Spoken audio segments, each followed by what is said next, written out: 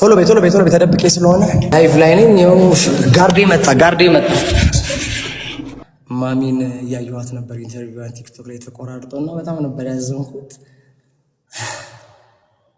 ያው ሁሉ የሰይጣን ስራ ነው።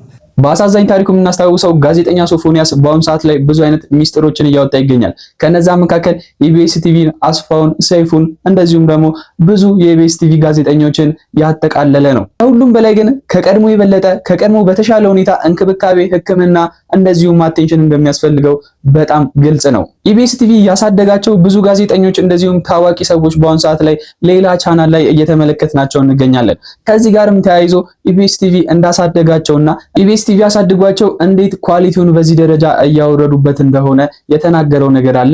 የራሱን ፐርፎርማንስ ችሎታ አስፋውንም ተክቶ መስራት እንደሚችል አቋሙንና አቀራረቡን አሳይቷል። ይሄን ሁሉ ነገርም ሲናገርና ሲያደርግ የነበረው ላይቭ ላይ በመግባት ነበር።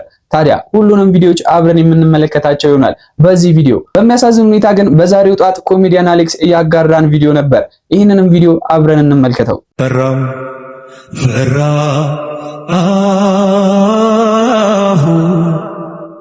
ልግባው ያለ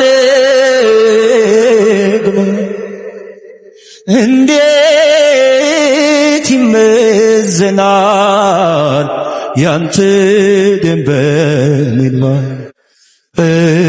ከረፈደ ከመሸብኝ መጣው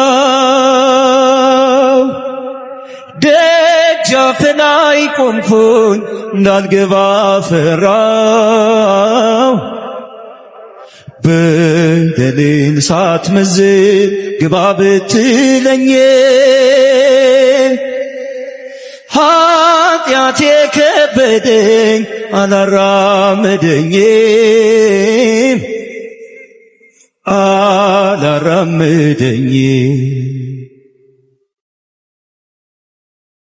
ኮሜዲያን አሌክስ መርፌ የሚወጋኝ ሰው አጥቼ ነበር በማለት እንደተናገረውላችንም እናስታውሳለን። እንደዚህ የታመሙ ሰዎች ባሉበት ከተማ ላይ ባሉበት ሀገር ላይም ብዙ ሰው ችግር ላይ በወደቀበት ጊዜ ላይም አንዳንድ የሚንበላጠጡ ሰዎችም አጋጥሞኛል። እስኪ ከጀርባዬ ያለው ልጅ ተመልከቱት። የደሃ ዱለት እኔ ይችላል በላ መናጤ ደሃ ግን ሲያሳዝን ትንሽ ነገር ነው ሁሌ የሚበላው። ኧረ እኔ ይችላል በላ እኔ በቃኝ ወይ ደሃ።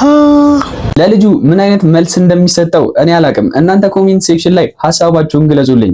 ግን እስካሁን ያልሰማችሁት ይሆን እኔ አላቅም። ሁላችንም መኪና ያልገዛን ሰዎች ለኮቴያችን ወይም ደግሞ በተራመድን ቁጥር ግብር ልንከፍል ነው። የአባይ ቲቪን ዜና እንመልከተው። ከዛሬዋ ቀን ጀምሮ መኪና የሌላቸው በእግራቸው የሚሄዱትን ሰዎች መንግስት ለሚረግጡት መሬት ግብር ሊያስከፍል መሆኑን አስታወቀ። ድንቡሎ ሳንቲም የለብኝ እለፋንት ቅድሚያ ለግረኝ አለ። ከዛሬዋ ቀን ጀምሮ መኪና የሌላቸው በእግራቸው የሚሄዱትን ሰዎች መንግስት ለሚረግጡት መሬት ግብር ሊያስከፍል መሆኑን አስታወቀ። ሁላችንም ሊያሳስብ የሚችል ወይም ደግሞ ያስደነገጠ መረጃ ይመስለኛል። ታዲያ ይህ መረጃ አንድ ወሳኝ ጥያቄን እንድናስብ ያደርገናል። ይህም ጥያቄ ስልካችን ላይ ኢንቨስት ያደረግነው ገንዘብ ምን ያክል ነው የሚለው ነው። አይፎን 17 እና አልትራዎችን ይዘን ታክሲ ውስጥ የምንንቀሳቀስ ሰዎች ለስራ ነው ስልኩን ያዝነው ወይስ ለሾው ብቻ ነው የሚለው ጥያቄ ውስጥ እየገባ ይገኛል። ብዙ ሰዎችም እየተቸገሩበት የሚገኙት ነገር ይመስለኛል። ታዲያ ኢንቨስትመንቱ ትክክል ነው ወይስ አይደለም የሚለው ነው ጥያቄው። ኮሜንት ሴክሽን ላይ ሐሳባችሁን ንገሩኝ። ታክሲ የህዝብ ትራንስፖርት ታክሲ መመላለሻ እኔ የምሄድበት ማተሽ እሱን እየተጠቀሙ አይፎን 17 የሚይዙ ሰዎች የ200 ምናምን ሺህ ብር ወይም 300 ምናምን ሺህ ብር የሚያወጣ የእጅ ስልክ የሚይዙ ሰዎች ትክክለኛ ኢንቨስትመንትን መርጠዋል ብዬ እሳቀቃለሁ ለነሱ ራሱ። እንዴት 200 ምናምን ሺህ ብር ስልክ ትይዛለህ ታክሲ ተጠቃሚ ሆነ? ካይሎማ መኪና አንዳንድ መኪና ሳይኖር መኪና የሚባለው ቤዚክ ነገር ጋር ሳትደርስ ይሄን እንደዚህ አይነት ለግዠሪ ስልክ ምን ያስይዛል? ለምን ምን ችግር አለው? ለግዠሪ ስልክ መያዝ ሲጠፋብክስ እንዴት አይጠፋ አይጠፋም። የሰው ነፍስ አይደለም ስልክ ይሰበራል አይደለም መጥፋት የሆነ ነገር ከኪስ ወድቆ ይሰበራል። እሱማ መኪናው ቢሆን ማለት ነው ያንን ስልክ ባይኖርም መያዙ ያክል ችግር የለውም። መያዙ አሁን ለምን ታክሲ ውስጥ አይፎን 17 ያዘ? ታክሲ ውስጥ ለምን ያዘ ሳይሆን የኢኮኖሚ ስታተሱ እዛ ጋር ሆኖ የስልክ ስታተሱ ወይም ሌላ ቦርሳ ለምሳሌ 300 ሺህ ብር 200 ሺህ ብር ቦርሳ ኦሪጂናል ቦርሳ ታይዞ ታክሲ ውስጥ የሚገቡ ሰዎችን አያለው። ስማርት ኢንቨስትመንት ነው ወይ?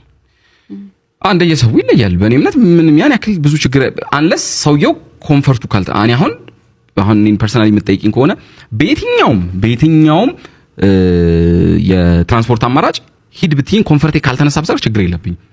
ምንም ችግር የለብኝም። እኔ ዋና መድረስ ነው። አው ግን አሁን ይልሽ መድረሴ ሆኖ ግን አሁን ለምሳሌ ሰው በቃ ተጭኖኝ ነው የምልሽ። በቃ ውጪ አስወጥቶኝ እኔ እንደዚህ ይዞኝ በፌስታል እንደሚመስል ጥቅጥቅ ብለን አየር ከራሳችን ነው ውጪ ተንፍሰን ነው እንደዛ አሁን ለኔ ከብደኛ እንደዛ መሄድ። ግን በየትኛውም የትራንስፖርት አማራጭ ሄድ ያም ሰው እንደዛ አስቦ ሊሆን ይችላል። ጋዜጠኛ ሶፎንያስም አስፋውን ተክቶ መስራት እንደሚችልና ኢቢኤስን ከዚህ በላይ ከፍ ማድረግ እንደሚችል እንደዚሁም ፐርፎርማንሱን በዚህ መልኩ ነበር ያሳየን። ሶፎንያስ ዋሲሁን ነኝ፣ የኢትዮጵያ ቴሌቪዥን። ይቅርታ አድርጉልኝ። ሶፎንያስ ዋሲሁን ኢትዮጵያ ቴሌቪዥን። ኢዮሲ ቴንክ ዩ ሶ ማች እናመሰግናለን። ክቡራትና ክቡራን ሰላም ጤና ይስጥልን። ክቡራትና ክቡራን ተመልካቾቻችን ይህ ሳምንታዊው እሁድን በኢቢኤስ ዝግጅታችን ነው። ሞቅ ደመቅ አድርገን አብረናችሁ ቆያለን። በያላችሁበት ስለምትሰጡን እጅግ የተከበረ ጊዜ እናመሰግናለን። ሉላ ገዙ ከኛ ጋር አብራ ነው ያለችው። ዘና በሉ ፈታ በሉ። እሁድን በኢቢኤስ እኔና ሉላ ከዚህ በኋላ ሞቅ ደመቅ አድርገን እንቀጥላለን። ማክዳ ይሄ ቪዲዮ ከደረሰሽ አለሁልሽ። ህዝቡ ብቻ ይቅር ይበለኝ። እሁድን በኢቢኤስ ባንድ እግሩ እናቆመዋለን። አስፋው መሸሻ ሞተ ተብሎ ፕሮግራሙ አሁን እኮ ቻናሏን መጣ አይደለ?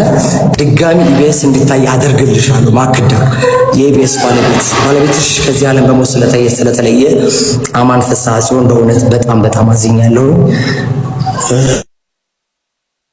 ጥሩ ሰው ነው። ለራኬብ መኪና ገዝቶ የሰጠ ትልቅ ሰው ነው። አማን ፍስሐ ሲሆን ራኬብ ጎበዝ ስለሆነች ማለት ነው። እና ቤቱ የተከበረ ቤት ነው። ኢቢኤስ ብዙ ሰው ለትልቅ ደረጃ ያደረሰ ነው። ናፍቆትና ሊያ ዛሬ ቻናሏን የከፈቱት በኢቢኤስ ነውና በቅድሚያ ግን ሶፎንያስ ይህንን ሁሉ ነገር ሲያደርግና ሲፈጽም ተደብቆና ከሰዎች ተሸሽጎ ነው። ላይቭ ላይ ነኝ። ጋርዴ መጣ ሰው እንዲረዳ እንዲደገፍ አድርጌያለሁ። ሀቅ ነው ማለት ጉራ አይደለም፣ ወይ ደግሞ ከንቱ ውዳሴ እንዳይመስላችሁ። ስለዚህ የኢትዮጵያ ሕዝብ እናቴን በጣም እወዳለሁ። 60ኛ ዓመቷን አክብሬያለሁ። ቪዲዮ አለ ገብታችሁ ካባል ብሻታለሁ። እናቴን ኢንተርቪው አድርጌያታለሁ የመጀመሪያ ሶፊ ሾው ላይ። ስለዚህ ብዙ ስራ የሰራው ሰው ነኝ። ግን መጨረሻ እንደመሆኑ ግን እግዚአብሔር ምሮኛል። አረፋታችሁ እግዚአብሔር ምሮኛልና ይህ ነገር የሚያመለክተንም ሶፎንያስ ከንግግሮቹም ከሐሳቦቹም ስንረዳ አሁንም ድረስ ጤነኛ ለመሆኑንና ወደ ራሱ አለመመለሱን ነው። ነገር ግን ከ20 ቀን በኋላ ከሆስፒታል ቀኑን ጨርሶ ሰይፉ ሾው ላይ የአዲስ ዓመት እንግዳ ሆኖ እናቱን ተንበርክኮ ይቅርታ እንደሚጠይቅ ቃል ገብቷል።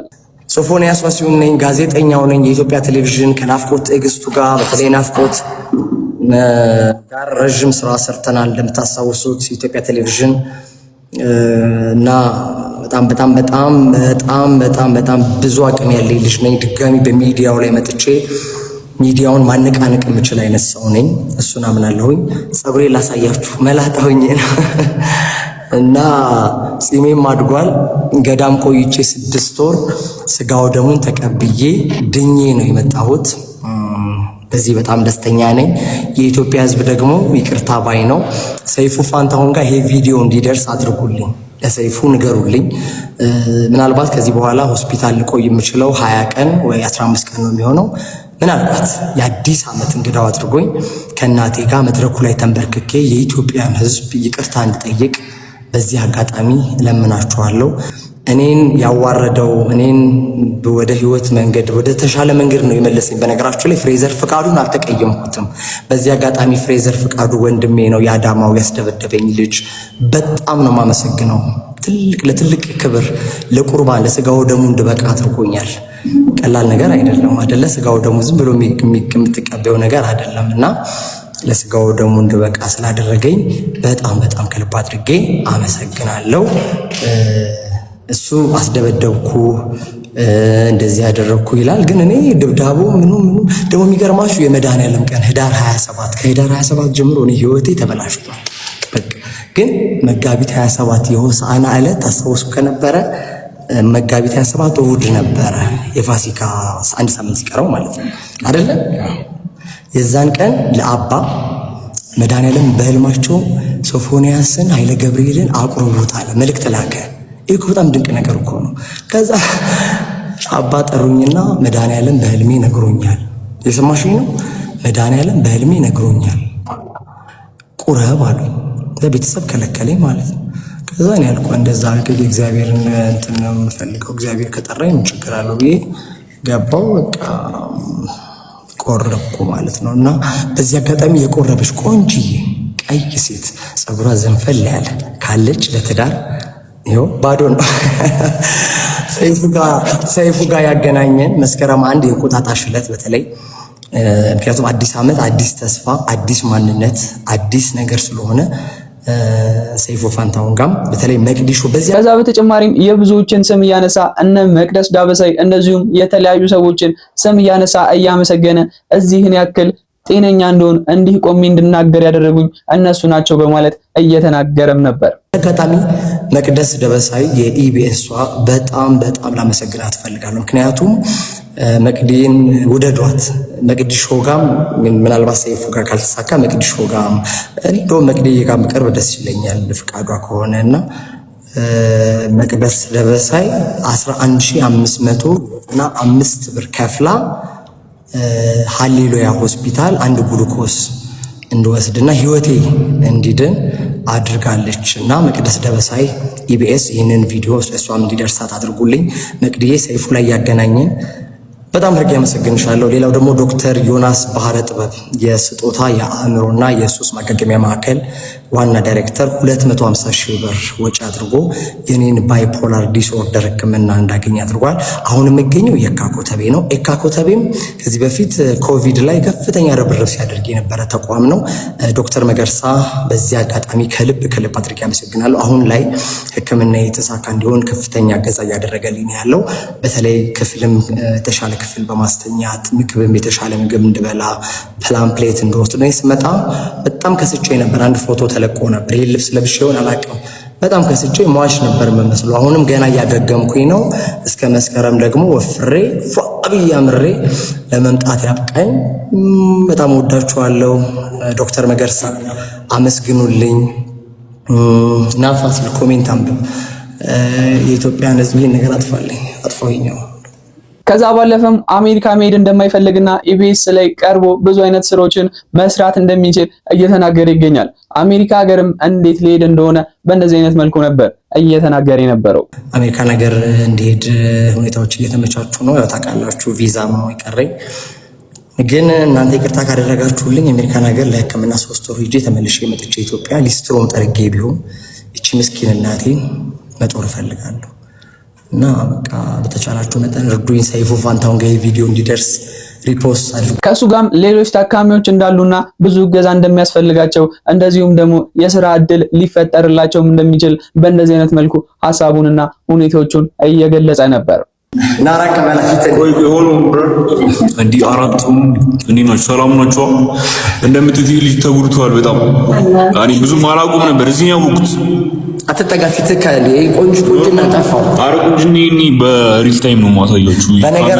በነገራችሁ ላይ ቬሮኒካ አንድ ሙዚቃ ቪዲዮ ክሊፕ እንዲሰራላት ስላደረገ ነው። በጣም ቁመቱ ሜትር ወደዛ ሆነ እናሳያችሁ።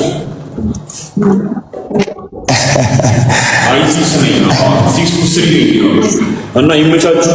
ሁሌ ፖዚቲቭ ቲንከሩ ኔጌቲቭ ነገር እንዳታስቡ። በቃ ይሄን ምራችሁ ልክ ነው። እና ፋሲል ይባላል ኤካ ኮተቤ። እሱም ሱስ ማገገሚያ ነው። ያሮ ቢታውቃችሁ እኔ ደግሞ ፓስተር ነው። እሺ ፓስተር ነው። ተው አስተዋጽኦ ሊናሽ ራስ አስተዋጽኦ ክብር ለእግዚአብሔር ይሁን። ሰላም ነው። ፓስተር ሰባኪ ኧረ አይደለም። እሺ አንድ እግዚአብሔር ጋር አትፍረድ ይፈረድብሃል፣ አትፍረድ ይፈረድብሃል። ዋጓለ በቃ ዘር ከሁሉም ያሳዘነኝና ልቤን የሰበረው ግን አንድ ሐሳቡ ነበር። ይህም እባካችሁ መታችሁ ጠይቁኝ፣ ሰው ያስፈልገኛል፣ ሰው የለኝም፣ እንደዚሁም ጠያቂ የለኝም በማለት የተናገረው ንግግር በጣም ልብ ሰባሪና አሳዛኝ ነበር። እስኪ ሐሳቡን እንመልከተው። እኔ መታችሁ ሰው ጠይቁኝ ነው። የሰው ናፍቆት ሰው ናፈቀኝ ማርያምን ሰው ናፈቀኝ። በቃ ለምን እንደሆነ አላውቅም። ሰው በጣም ናፈቀኝ። ናፍቆት ናፈቀች። ሰይፉ ፋንታሁን ናፈቀኝ። ይምጡና በቃ ጠይቁኝ። ምንድነው ይሄን ያህል ማለት?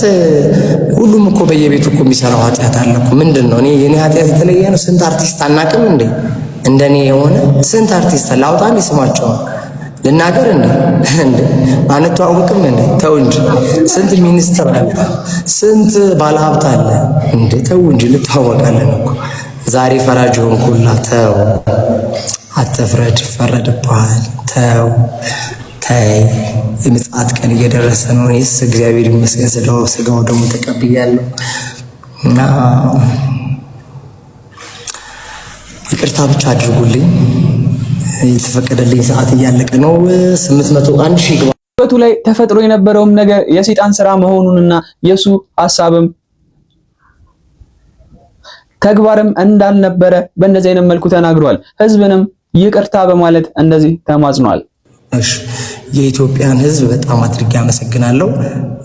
በጣም ብዙ ሰው አልቅሷል። በተለይ እናቴ ላይ ዘይት ልደፋ ምናምን የነበረበት ሲን ሸገር ኢንፎ ላይ አይተዋል፣ ቀርቦ ነበርና ማሚን እያየኋት ነበር ኢንተርቪዋን ቲክቶክ ላይ ተቆራርጦና በጣም ነበር ያዘንኩት። ያው ሁሉ የሰይጣን ስራ ነው። ስለዚህ ይቅርታ አድርጉልኝ፣ እከሳችኋለሁ። የኢቢኤስ ቲቪ ጋዜጠኛ ዮናስም አሜሪካ መሆኑን ሁላችንም እናውቃለን። ከዚህ ጋርም ተያይዞ አሜሪካ ጥገኝነት እየጠየቀ ይገኛል። ለዚህም ምክንያት ሆኖ የቀረበው ወይም ደግሞ ዮናስ ለአሜሪካ ጥገኝነቱን ምክንያት አድርጎ የጠየቀው ሀገሩ ላይ በነበረው ማንነት ምክንያት መድሎና መገለል እየተደረገበት እንደሆነ ተናግሮ ጥገኝነቱን ጠይቆ ወደ ኢትዮጵያ እንደማይመለስ እየተናገረ ይገኛል። ይህንንም መረጃ ከቢኒ በርሄ አግኝቼዋለሁ። በስንቱ እንደምንገበገብ እኮ ቆይ እስቲ ኮፒ ሊንክ ያደረጋችሁ ጋይስ፣ ቪዲዮቻችን ሰው ጋር እየደረሰ አይደለም። ለምን እንደሆነ አላውቅም። ይሄን ተለበስ ግን ማታወቅ ማሳየት አይጠብቅብን። እየሰማኝ ነው። መከላከያ ለሆነ ነው እንግዲህ እየሰማኝ ነው ወይ? የመከላከያ ሰራዊትን ዩኒፎርም አርማው ያለበትን ቲሸርት ለብሶ ነው እኚህን የሚያስተላልፋቸውን መልእክቶች እያስተላለፈ ያለው። የተለያዩ የፖለቲካ አቋም ያላቸው ግሩፖችን፣ የሃይማኖት ተቋማትን፣ የተለያየ ማንነት ያላቸው ግሩፖችን ሁሉ የሚነካ የሚያስቀይሙ ሐሳቦችን እያስተላለፈ ያለው የመከላከያ ሰራዊቱን ዩኒፎርም ለብሶ ነው። አርማው ያለበትን ልብስ ለብሶ ነው። ስለዚህ ይህ ሰው የመከላከያ ሰራዊት አባል ሳይሆን ከሆነ ልብሱን የለበሰው መከላከያ ሰራዊት ለራሱ ክብር ሲል ስለ ዩኒፎርሙ ሲል ይህን ሰው እንዲጠይቅ እንፈልጋለን። ሲጀምር መልበስ ሳይገባው በመልበሱ።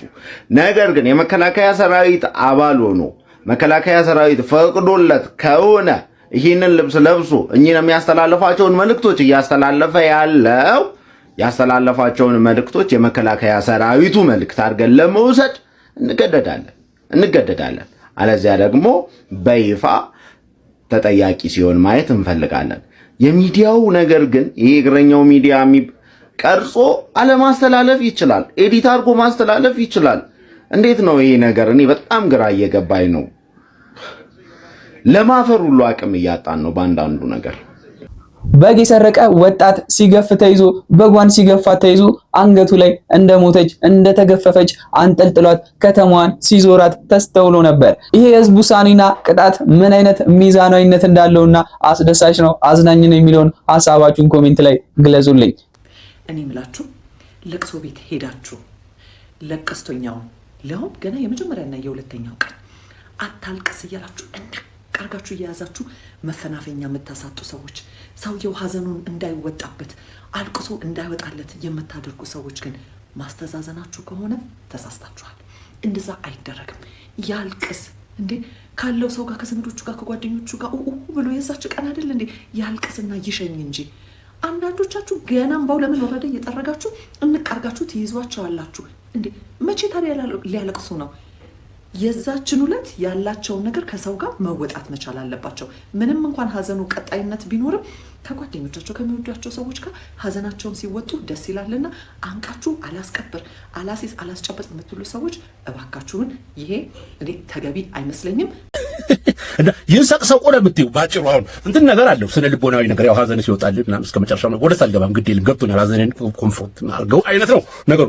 አሁን ያነሳሽው ነገር እውነት ቢሆን ጥሩ ነበር። ባድናቆቱ ሰጅልኝ ግን ቪዲዮ ኮንሰርኔሽን ወድጄዋለሁ በጣም እውነት ግን አይደለም። አሁን በነገራችን ላይ አንሰቅሳቂ ይበዛል። እንደው አሁን አንቺ የምትይው ሰውየው ይውጣለት ንቅል ብሎ ይውጣላት እስከ መጨረሻ ጫፉን እንዳትነቁት በቃ እንትን ካልገባው ካለም ያው ሳይድ ይከተል ነው አንቺ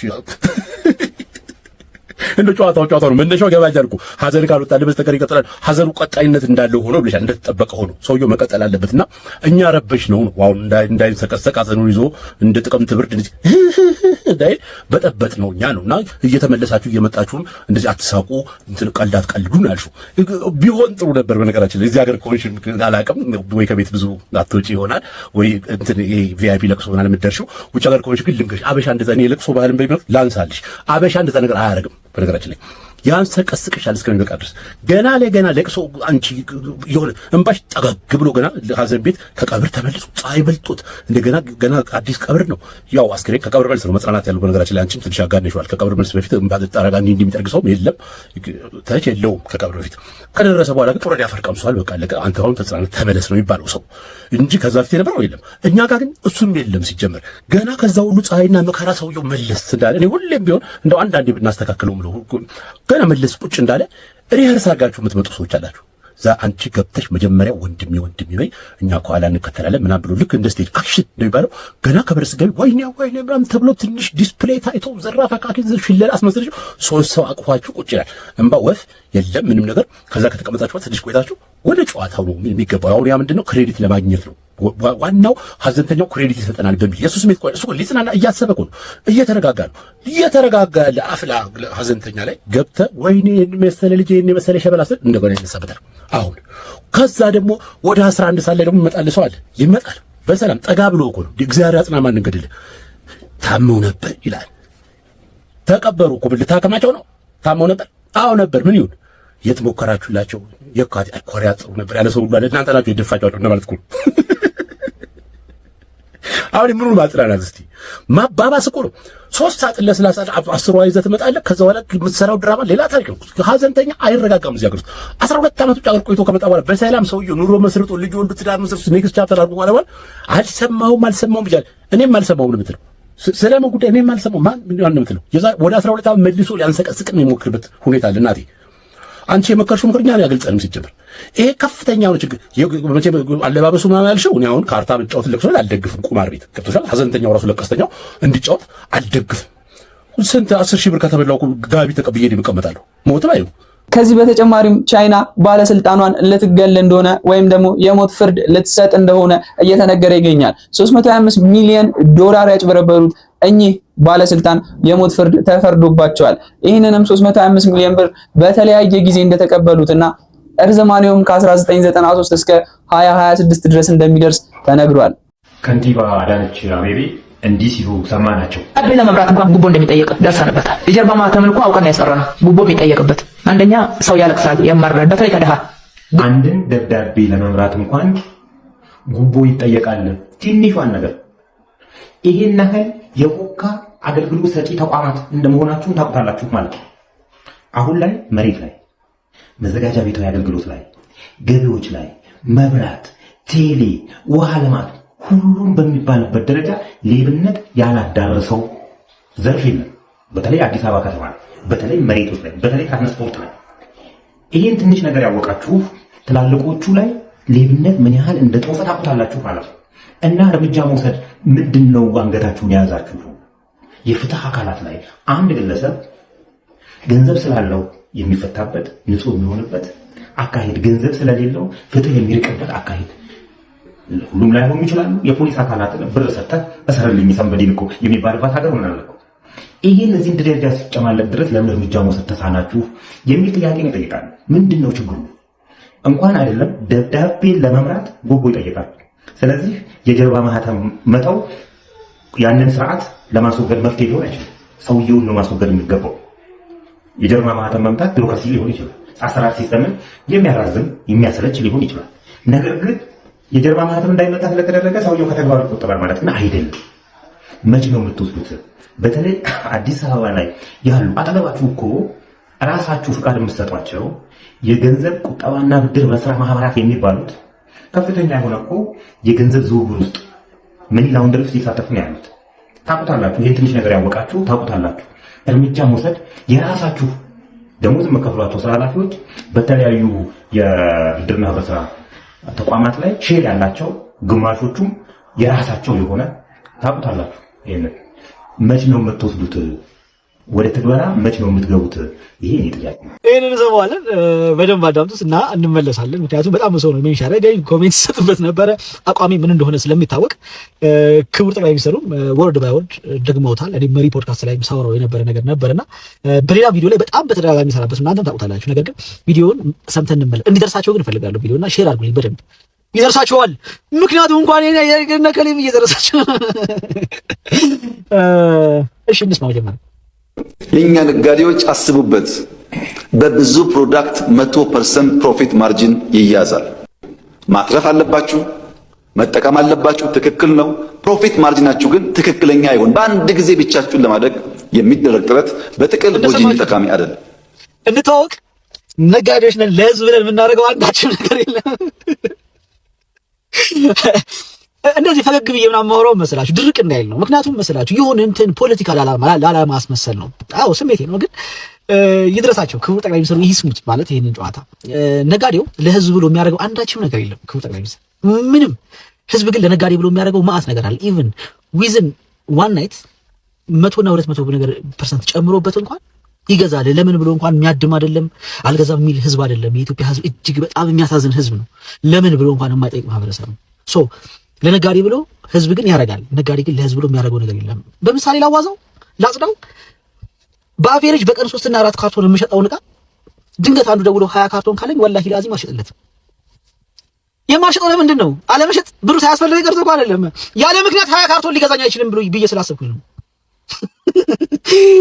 ለኮሜንት አትቸኩሉ። ይኸውላችሁ ማለት በጣም ነው የምወዳችሁ የማከብራችሁ። በየትኛውም ቢሮክራሲ ማለት እጅግ በጣም በቆሸሸና በተዝረከረከ የባንክ ስርዓት እንዲሁም ደግሞ እዚህ ግባ በማይባል የገቢዎችና የጉምሩክ ስርዓት ውስጥ እንኳን ተጋፍጣችሁ እየሰራችሁ ነው። ምንም ጥያቄ የለውም። ይሄንን የሚሸፋፍንም የሚደባበስም የለም።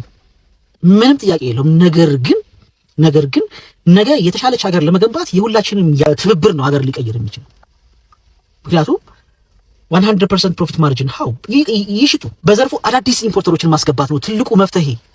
የለፋው እየደከምኩ ያለሁት ነው። ኦልሞስት 14-15ኛ ዙር ቀላል አይደለም። አዳዲስ ከባህር ዳር፣ ከአዋሳ፣ ከሻሸመኔ ከምናምን ሰዎችን ይዘው እየሄድን እኮ ኢምፖርት እያደረግን ነው። ታይቶ በማይታወቅ ሁኔታ እኮ አምቦ ላይ ኮንቴነር ይራገፋል። ባህር ዳር ላይ ለ4-5ኛ ጊዜ እኮ እየተራገፈ ነው። ደሴና ኮምቦልቻ ላይ እየተራገፈ እኮ ነው። ሻሸመኔ ኖርማል ነው። ክቡር ጠቅላይ ሚኒስትር ይሄ ነው መሆን ያለበት። ቢኮዝ 90% ወደ ክልል የሚወጣ ከሆነ ክልል ላይ ያለውን በከፍተኛ ሁኔታ ተቀብሎ የሚያከፋፈለውንና የሚሸጠውን ኢምፖርተር ማድረግ ነው። የኒው ዳልሄ ገበያ ለሙምባይ ምኑ ነው? ምኑም አይደለም። ምን አገባው? የሃይድራባድ ገበያ ለኪርላ ምኑ ነው? ለካልካታ ምኑ ነው? ምኑም አይደለም። ታዲያ የአዲስ አበባ ገበያ ለጅማ ምኑም ለምን ይሆናል? በተለያዩ በአራቱም አቅጣጫ ያሉት ክልል ላይ ትልልቅ ከተሞች እኮ እዛ ላይ ሰው ሳይኖራቸው ቀርቶ እኮ አይደለም። ነገር ግን ኢምፖርት ማድረግ ለነሱ ማንኩራኩር የማምጠቅ ያህል ታስባችሁ እኮ ነው።